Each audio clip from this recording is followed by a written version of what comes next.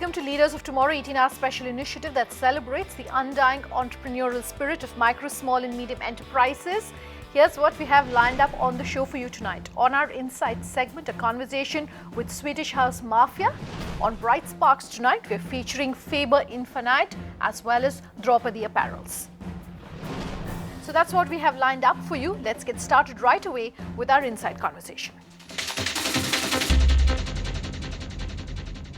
She started off with an almost Banksy-like anonymity, which earned her the name the Batman of baking, selling cookies out of a Tata Nano and advertising it only on social media. The demand for her very first batch of cookies, however, convinced banker-turned-baker Neha Sethi of Swedish house Mafia that there was indeed a market beyond pastries in India. Here I'm talking to her about harnessing social media for small businesses. Take a look. Neha, thank you so much for coming down to our studios today and talking to us about the Swedish house Mafia. First and foremost, let's start with right at the beginning. Okay. You started selling your cookies and your biscuits out of a Nano, and then through word of mouth, entirely through word of mouth, social media, your product and your brand just picked up. Yes. Just talk us through that phase. It just happened when I was talking with my friends over dinner, and one of them suggested, if you don't want to open a store and if you're not comfortable with it, why don't you just send it out in a car? And he said he would push it on social media and he'd have 20 random people buy it.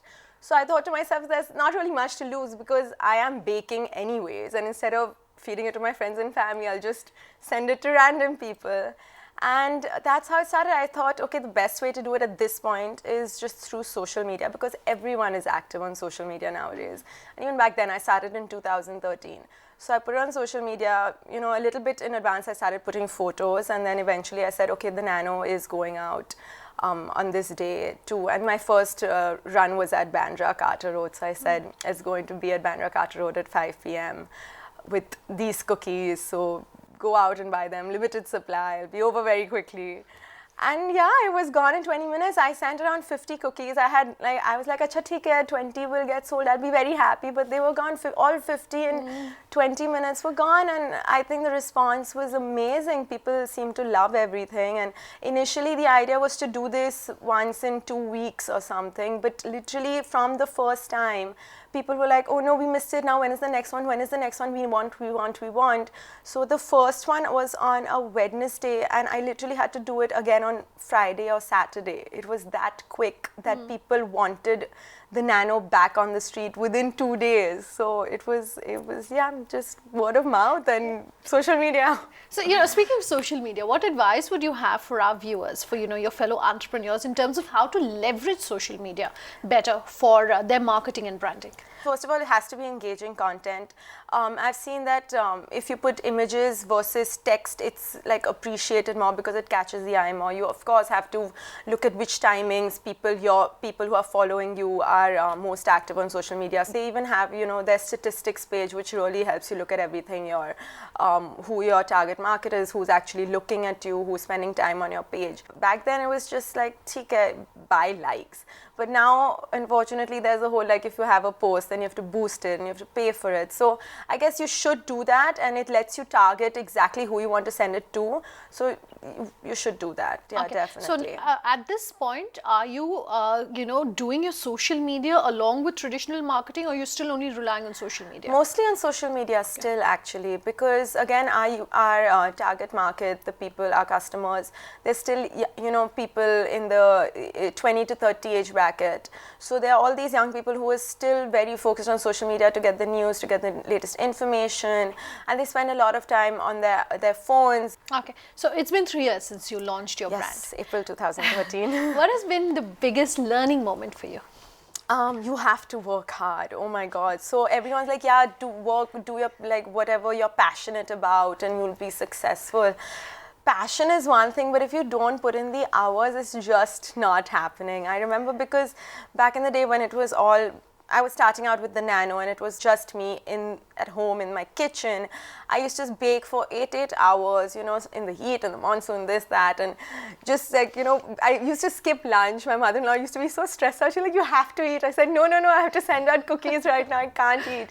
So unless I had put in those 8 hours, this wouldn't have happened, because you can't be complacent about it and expect, okay, jitna bhi hai, you send it. You don't want to send 50 when your demand is for 250. You have to put in the hours and send that 250 so that the more people eat it, more people hear about it, more people come. So I think that's the biggest thing. Like, even now, you have to put in the hard work. Otherwise, it's not happening. And then, yeah, of course, believe in yourself, believe in what you're doing, and it will work out, of course. You're saying when you started out, you're a one-man show. Yes. A year later, you said your My family, your brother-in-law is involved. Akash, yeah. So what's it like really to work with family, and what advice would you have for our viewers in terms of how to work with family? You're obviously taking home whatever disagreements or whatever, the highs of the day are back home. So how does that relationship work?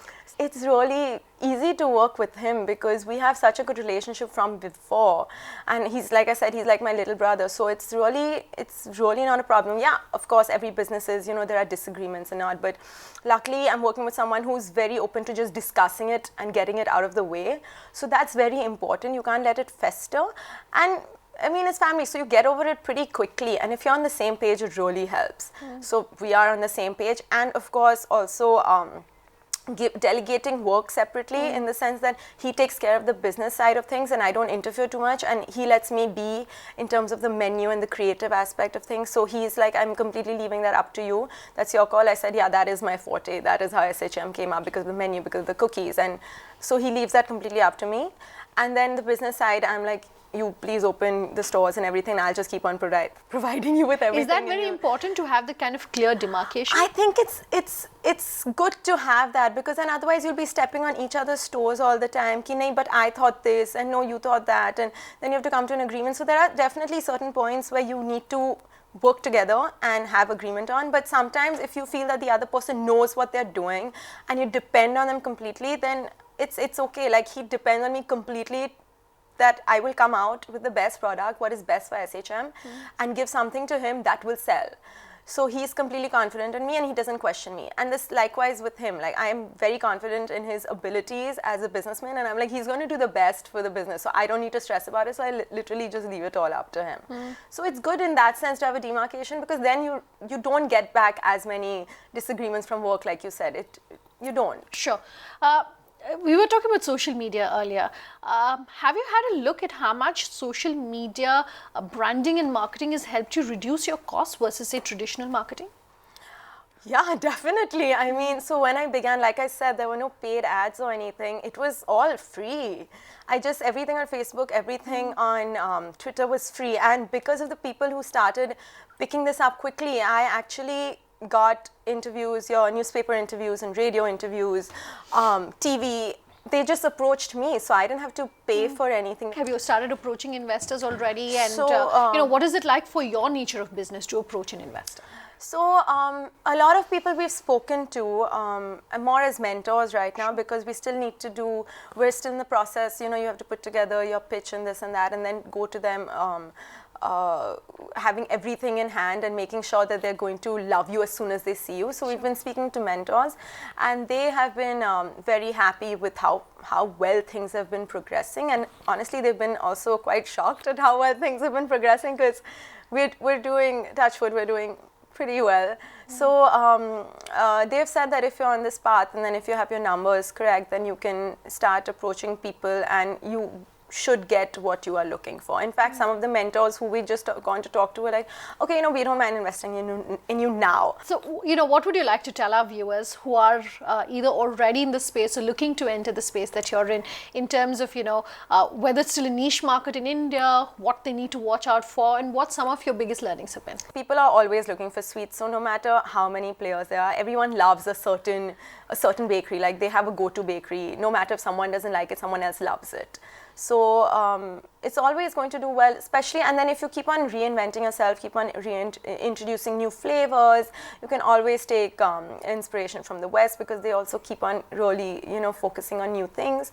You can always keep your customers coming back for more, so it's really not a problem. Fair enough. One thing I definitely want to talk to you about is the fact that, we've been doing a series of interviews here on the Leaders of Tomorrow, where we've been talking to entrepreneurs under 30. You fit in that bracket. Right. Has age worked for you or against you? I think for me,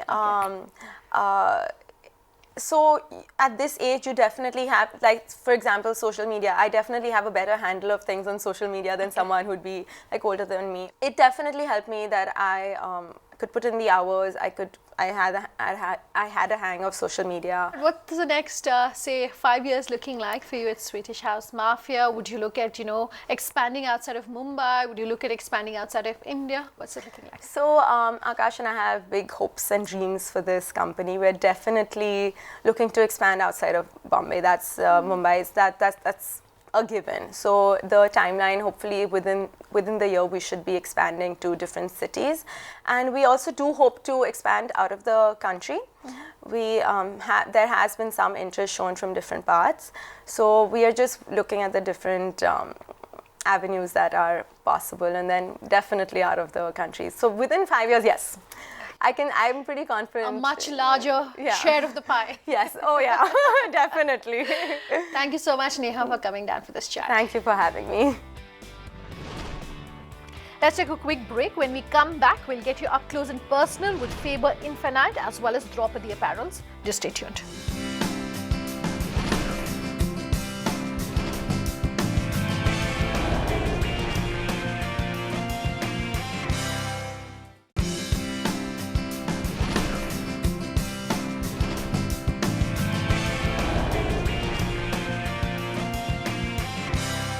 Welcome back. You're with us here on Leaders of Tomorrow, and on Bright Sparks tonight, we're featuring two companies for you, Faber Infinite as well as Draupadi Apparels. First up tonight on Bright Sparks, we have a management consultancy startup from Pune, that is Faber Infinite. The company focuses on creating unique management strategies for clients and helping them achieve their business goals. Paulumi Mukhopadhyay has the story. Big companies have big data, big analytics, and big problems. But who comes to their rescue when they need a consultant to guide them? Management consultancy firms. Guys, we have a problem. I have a solution. One such firm that stands out in this sector to identify management-centric problems and suggest solutions is Pune-based Faber Infinite. Vishal, let's kickstart this interview by starting with the simple question that I have for you. What do you mean by Faber Infinite, and why did you name your company as that? Yeah, it's an interesting question basically. The word Faber is a Latin word. The meaning of Faber is craftsman. We truly believe that each organization is different, and so as the challenges and so as the goals they want to achieve. So that's why when we talk about transformation journey of any organization, it has to be crafted, customized to that organization only. And for every organization, the improvement opportunities are infinite. So that's where the word comes, Faber Infinite, which talks about crafting infinite growth opportunities. Basically, Faber Infinite is a management consultancy firm. What kind of training do you provide through this company? For every organization, there are 4 important pillars which helps them to transform. The first is strategy. The second is operations, that is process improvements. Third is basically the development of new product or services, which is through innovation domain. And fourth is the people development. So we cater to the organization in developing in all those 4 aspects. All right, so other than core skills, what kind of other soft skills are needed for employees to contribute for an organization's transformation? Only one word that comes to my mind is called ownership. And that's where we always say that ownership comes with accountability as well as responsibility. So one has to be responsible as well as the accountable for the task. So whether you talk about the top management or bottom management, we always say that chairman to the doorman concept.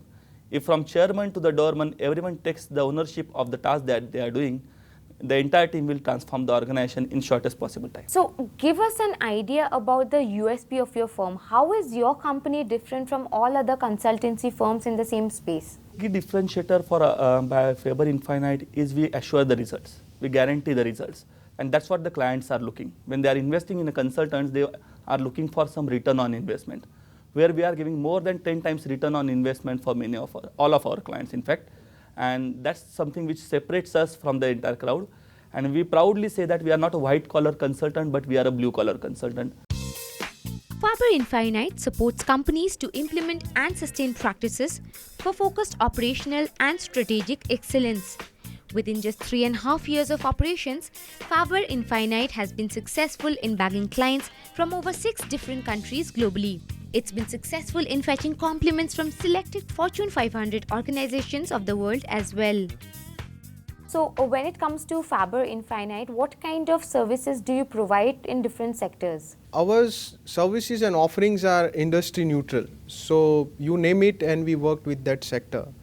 We are working in engineering sector, we work with pharmaceutical companies, we work with plastic companies, chemical companies, logistic companies. Apart from that, we do work with certain governments in Africa, and we are one of the few consultants who is also into kind of farming and horticulture industry. And one of our offbeat client is also one of the cricket board, where we help them to kind of streamlining their processes. So, you spoke about Africa. Since you cater to both domestic and international market, what kind of stark differences do you notice in both the worlds? The first thing comes to my mind is decision making process. In India, it is comparatively slower, and even for the smallest decision, we take a longer time. Where in Africa and Middle East, there are only two answers, yes or no. So decision making is much faster. So, let's shift focus and talk about Skill India movement. So, what kind of contribution is Faber Infinite making when it comes to the campaign? Definitely, Skilled India movement and Make in India movement is very crucial for India's economic growth. But at the same time, we can only make in India and export it outside if we produce a good quality. And for that, you require certain skill set, which is many times it is lacking. And that's where we come into the picture. And we also train people into their own regional languages so that they can learn faster. Catering to companies from numerous sectors like manufacturing, process industry, healthcare, hospitality, farms, and many others, Faber Infinite has become a noted blue-collar consultancy firm in India. Proposal is done.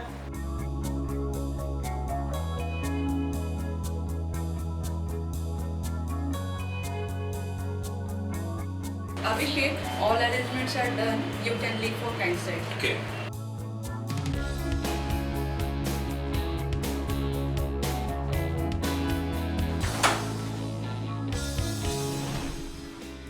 Surat has been termed as the country's textile capital, with an annual turnover of roughly 5 billion rupees that comes from this sector alone. The term then has been coined with good reason. But what does it take for one textile manufacturer to set itself apart from others? Pooja Jain was in Surat. She met up with Draupadi Apparels. Here's what the story is all about. A second-generation family business that has been in existence for just shy of 3 decades, Draupadi Textiles manufactures 4 lakh meters of fabric per day, and newly formed Draupadi Apparels leverages the unique advantage of sourcing fabric from its in-house parent company to produce roughly 40,000 garment pieces a month at much improved margins when compared to industry standards. When asked about how the company went about building a self-sustaining ecosystem, here's what its management team had to share. How and why has Surat become such a textile hub? You know, has the government really helped facilitate initiatives that encourage manufacturing? Has it just been organic growth over time? Just give us a sense of how it's all happened and come together. It's around 4 crores meters per day production in Surat. So the growth is enormously increasing day by day, and recently government has launched one scheme where they are distributing 400 crores just for the Surat textile hub.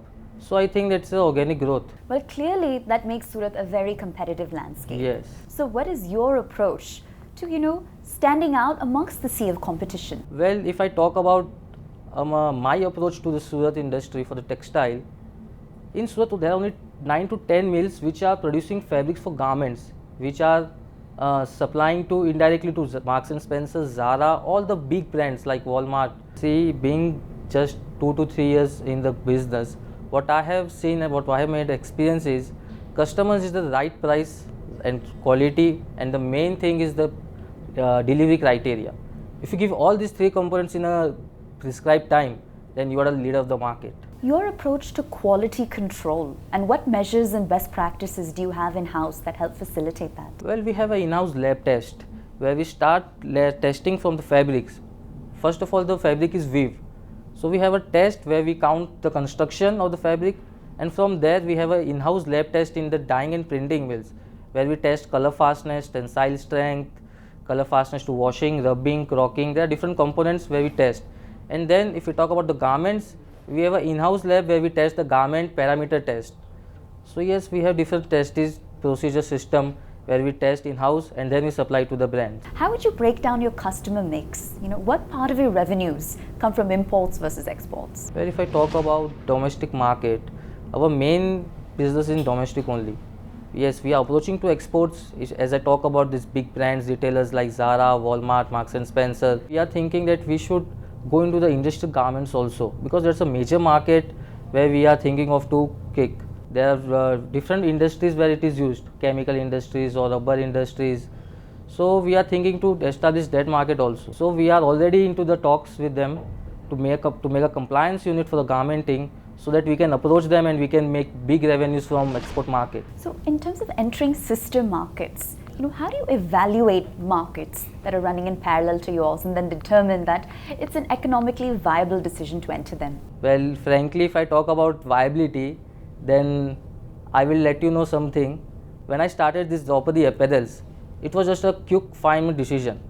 We were not having any skilled man or not any skilled person to do marketing or to maintain that or to manage that production, but just it took 10 minutes to us, we established the project.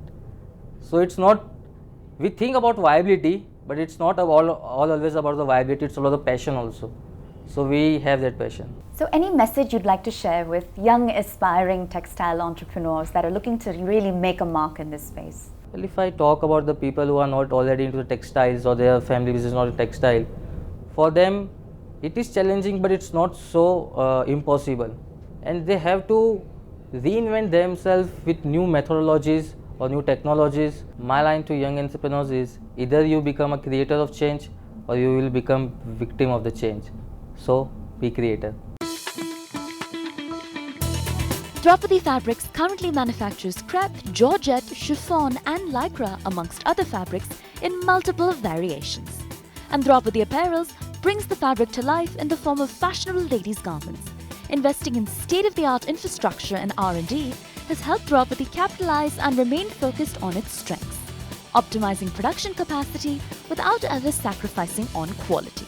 With its eyes on international expansion and entering parallel markets beyond the garment industry, Draupadi Apparels is only getting started. That's all we have on this episode of Leaders of Tomorrow. Do remember that you can write in to us at leadersoftomorrow@timesgroup.com. You can reach us on social media using the hashtag LOT or call us on that number which is on your screen. Thanks for watching. Have a good night.